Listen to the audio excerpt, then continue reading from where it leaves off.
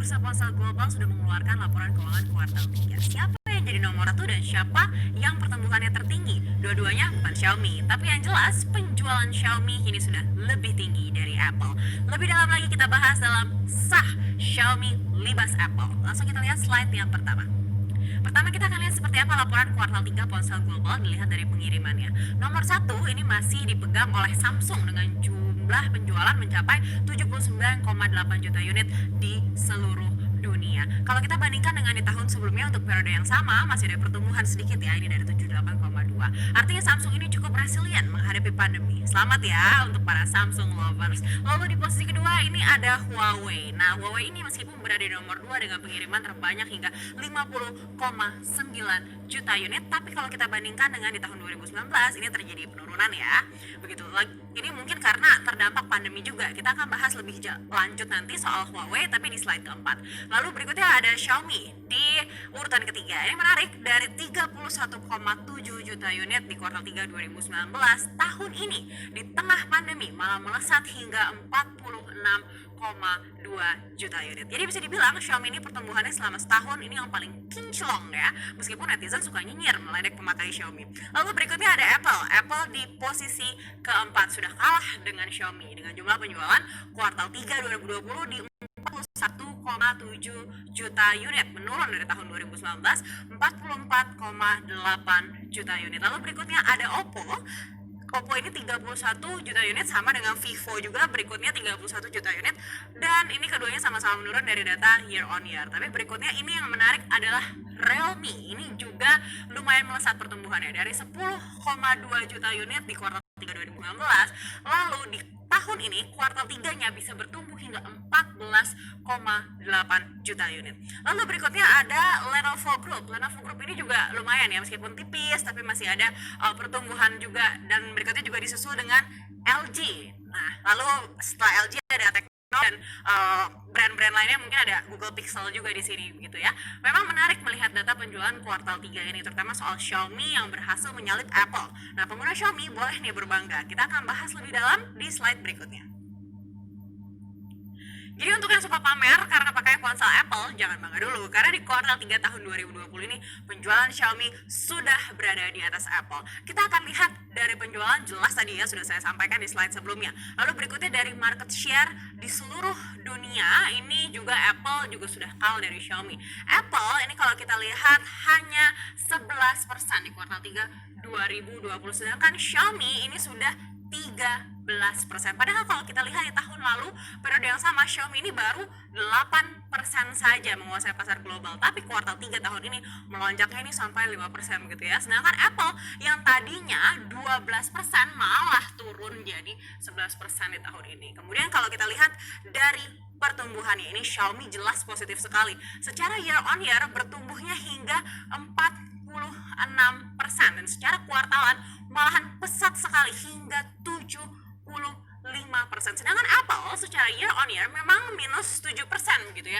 Tapi ini sudah lumayan juga. Kalau kita lihat secara kuartalan masih ada peningkatan hingga 11%. Nah, menariknya sebenarnya market Xiaomi ini di negara asalnya China justru penuh perjuangan. Tapi karena adanya banyak promo di bulan Agustus di pasar-pasar baru seperti Eropa dan juga penjualan yang benar-benar baik seperti di Indonesia, Filipina dan Vietnam, ini yang akhirnya mendongkrak penjualan Xiaomi secara global. Ditambah lagi sejak Amerika Serikat memberlakukan blacklist pada produk Huawei, nah Xiaomi di sini bisa meraih keuntungan yang lebih banyak lagi. Tapi kalau bicara soal pertumbuhan, meskipun Xiaomi ini cukup melesat begitu ya, tapi bukan yang tertinggi. Lalu siapa sih yang nomor 1 pertumbuhannya? Kita akan cek slide berikutnya. Nah, jadi kalau dilihat dari pertumbuhannya yang paling tinggi justru adalah ponsel Realme. Nah, secara year on year memang beda 1% ya, lebih rendah dari Xiaomi begitu. Tapi kalau kita lihat secara kuartalan, ini pertumbuhan Realme mencapai 132%. Artinya Realme merupakan ponsel yang pertumbuhannya paling cepat di dunia untuk saat ini, melewati pertumbuhan si nomor 1 Samsung, Apple, Huawei, bahkan Xiaomi. Nah, market terbesar itu di India, lalu di Indonesia, Bangladesh, Filipina, dan negara Asia Tenggara lainnya. Memang kekuatan Realme ini adalah mampu memberikan produk dengan kualitas menyerupai ponsel premium yang harganya relatif lebih terjangkau dengan penawaran digital dan juga layanan penjual yang berada di banyak negara. Jadi bisa dibilang Realme tidak mengenal pandemi, bahkan di saat beberapa ponsel lainnya menghadapi krisis akibat COVID-19. Lalu ekspansi Realme ke produk lainnya di luar ponsel seperti arloji pintar, TV pintar ini juga memperkuat posisi Realme di pasar global. Lalu kita lihat nomor 2 itu Xiaomi ya. Nah, ini kita sudah lihat di slide sebelumnya. Lalu di nomor 3 ini masih Samsung begitu ya, ponsel yang selalu terdepan. Meskipun pandemi tapi secara year on year masih bisa tumbuh 2% dan secara kuartalan ini masih bisa tumbuh hingga 47% begitu ya. Dan berikutnya ada Vivo, meskipun minus secara year on year 1% tapi secara kuartalan masih bisa tumbuh 38%, artinya sudah mulai pulih ya menghadapi pandemi global. Lalu posisi kelima ini ada Lenovo, dari year on year ini 2% dan kuartalnya bisa tumbuh sampai 37%. Nah, melihat pertumbuhan Samsung ini menarik ya, ponsel nomor 1 di dunia tapi masih bisa mencatatkan pertumbuhan yang ciamik melewati Huawei dan Apple. Tapi kalau dilihat secara prestasi penjualan, jangan lupakan Huawei, karena Huawei ini masuk daftar hitam Amerika Serikat loh, artinya ini sudah di-ban, tapi masih bisa mencatatkan penjualan nomor 2 di dunia. Kita akan bahas lebih dalam di slide berikutnya. Jadi memang menarik sekali membicarakan Huawei. Sekeras apapun Amerika Serikat mencoba untuk memblok penjualan Huawei, dan tidak hanya AS ya, negara-negara lain yang dipengaruhi AS ini juga ikutan. Tapi penjualan Huawei tetap nomor 2 di dunia.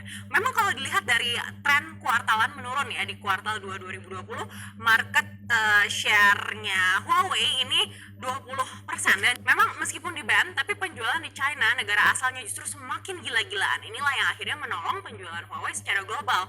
Tapi karena aksi boykot yang sempat membuat Play Store Google tidak bisa diakses di Huawei, nah inilah yang akhirnya membuat pengguna agak berpikir 2 kali juga, masa nggak bisa buka Google Maps ya. Nah, tapi kalau di China memang punya banyak aplikasi lokal untuk pengganti Google Maps itu.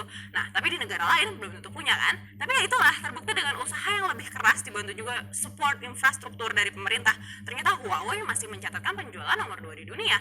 Akhir tahun tinggal sebentar lagi. Kita lihat nanti seperti apa ya dari penjualan tahun ponsel global.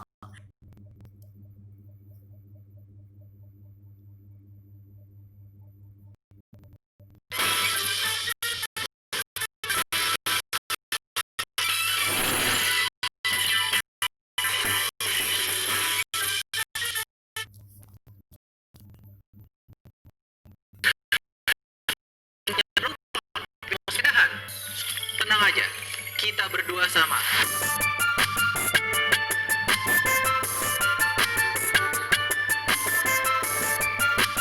Jadi di sini untuk operasional di kantor, daripada kita beli motor, kita cari sesuatu yang antara motor tapi juga sepeda. Ini dia adalah Himo Z20. Jadi ini adalah sepeda listrik yang sebenarnya awalnya mau sepeda aja, tapi takut capek kan, karena di tempat kita yang baru jalanannya itu kayak di openingnya lagu Ninja Hattori itu, mendaki gunung, lewati lembah gitu.